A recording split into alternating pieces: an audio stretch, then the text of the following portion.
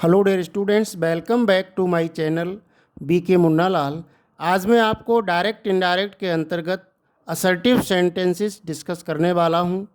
Dear students, direct indirect को narration भी कहते हैं। हम एक डायरेक्ट सेंटेंस को इनडायरेक्ट सेंटेंस में किस प्रकार परिवर्तन करेंगे, ये आज हम आपको डिस्कस करेंगे। डियर स्टूडेंट्स, पहले मैं ये बताना चाहूँगा कि डायरेक्ट से इनडायरेक्ट बनाते समय 5 बेसिक परिवर्तन करने होते हैं। सबसे पहला परिवर्तन होता है रिपोर्टिंग वर्ब का, फिर इन्वर्टेड कामा हटाकर कनेक्टर प्रयोग करते हैं। तीसरा चेंज होता है पर्सनल प्रोनाउंस का, चौथा चेंज होता है टेंस का, और पांचवा चेंज होता है समय और समीपता दर्शाने वाले शब्दों का। डियर स्टूडेंट्स, इन सभी चेंजेस के वीडियोस मैंने जनरल रूल्स के अंतर्गत चैनल पर अपलोड कर दिए हैं। आप चैनल पर जाकर प्ले लिस्ट में उन सभी को देख सकते हैं, और इस वीडियो के अंत में डिस्क्रिप्शन बॉक्स में मैं उनकी लिंक दे दूंगा, वहां पर भी जाकर आप उनको देख सकते हैं। डायरेक्ट से इनडायरेक्ट बनाने के लिए जनरल रूल्स को समझना अनिवार्य है, अति आवश्यक है। उनको समझे बिना हम अच्छे से डायरेक्ट से इनडायरेक्ट नहीं बना सकते। तो आइए शुरू करते हैं असर्टिव सेंटेंसेस को। असर्टिव सेंटेंसेस को हिंदी में स्वीकारात्मक वाक्य कहते हैं। ये 2 प्रकार के होते हैं, एक अफर्मेटिव जो सकारात्मक वाक्य होते हैं, दूसरे नेगेटिव सेंटेंसेस जिन्हें हम नकारात्मक वाक्य कहते हैं। तो आइए जानते हैं किस प्रकार से हम एक असर्टिव सेंटेंस को इनडायरेक्ट में परिवर्तन करेंगे। पहला चेंज होता है रिपोर्टिंग वर्ब का परिवर्तन। अब हम देखेंगे कि रिपोर्टिंग वर्ब सेज टू है तो टेल्स में बदल देंगे, से टू है तो टेल में बदलेंगे, सेड टू है तो टोल्ड में बदलेंगे, सेड लिखा है और कोई ऑब्जेक्ट नहीं तो उसे सेड ही रहने देंगे। इसी प्रकार से लिखा है तो से रहने देंगे, और सेज लिखा है तो उसे सेज ही रहने देंगे यदि उसका कोई ऑब्जेक्ट नहीं है तो।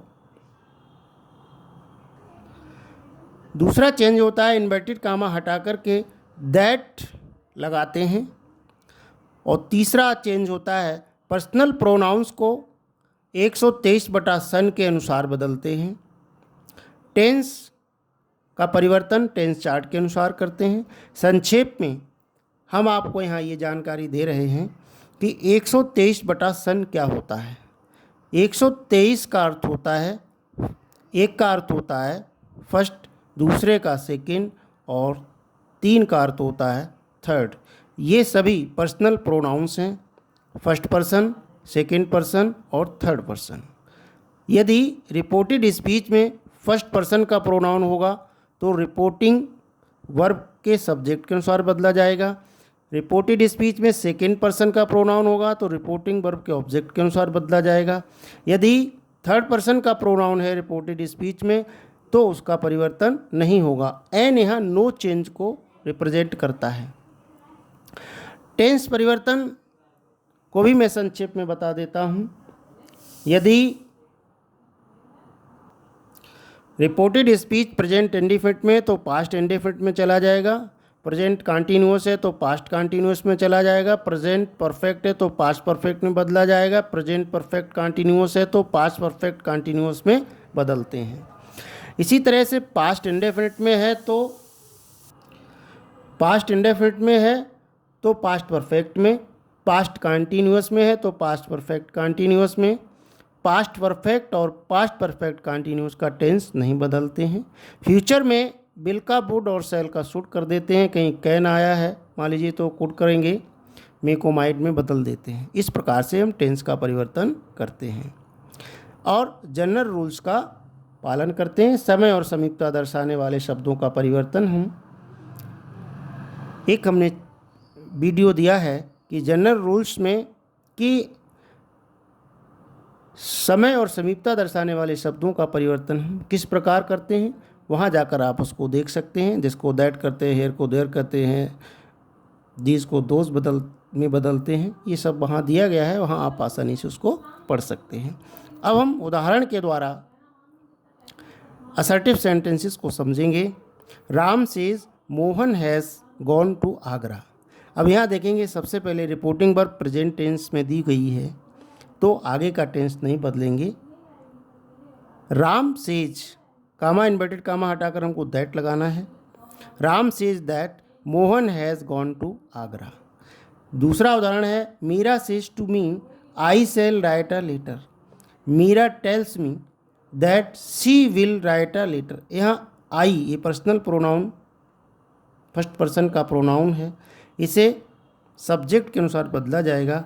सब्जेक्ट मीरा है, चूँकि फीमेल है, फीमेल के लिए सिंगुलर प्रोनाउन सी का प्रयोग होगा।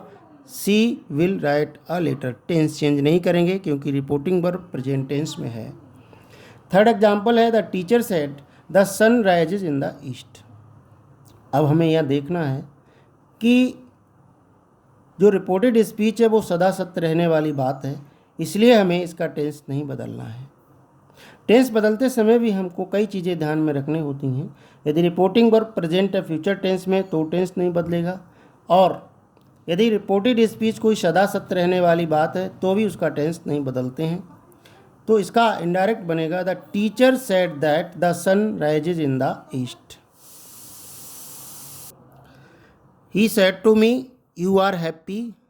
ही told me that I was happy. ये सेकेंड पर्सन का प्रोनाउन है। रिपोर्टिंग वर्ब के ऑब्जेक्ट के अनुसार हमने बदला है, यू को मी के अनुसार बदला है। मी का सब्जेक्ट आई होता है, इसलिए यहाँ आई लिखा है। He told me that I was happy. Next example है he said to me I shall go to Kanpur tomorrow.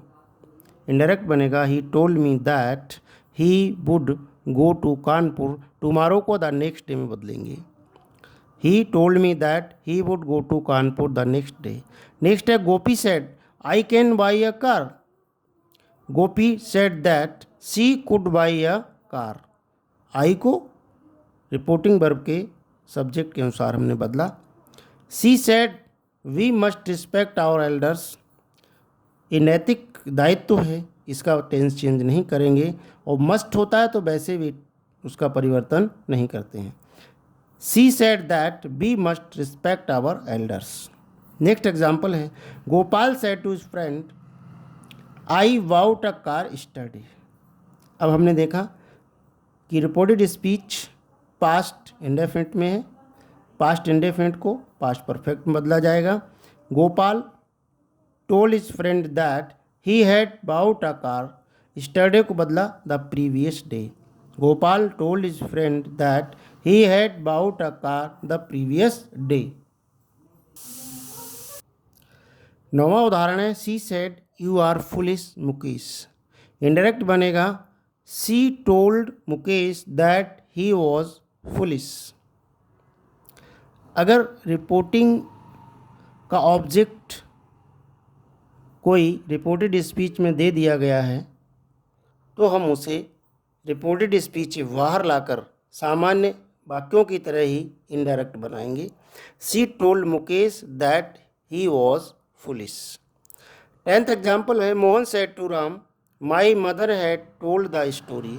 अब हम देखेंगे इस रिपोर्टेड स्पीच का टेंस पास्ट परफेक्ट है तो टेंस नहीं बदलेंगे, प्रोनाउंस आदि बदलेंगे। Mohan told Ram that his mother had told the story. अब नोट, कुछ चीज़ें हमें विशेष ध्यान रखनी है। यदि रिपोर्टेड स्पीच में terms of address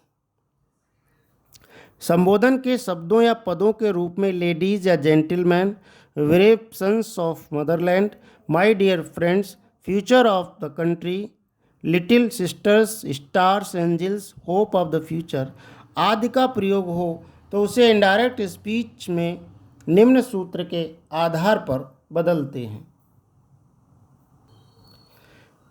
addressing plus object plus as के बाद टर्म्स ऑफ एड्रेस माना जो कहकर संबोधित किया है वो लिखेंगे, से आरंभ करें तथा शेष वाक्य को सामान्य नियमों के अनुसार बदल देते हैं। उदाहरण के लिए the leader said ladies and gentleman you are my hope.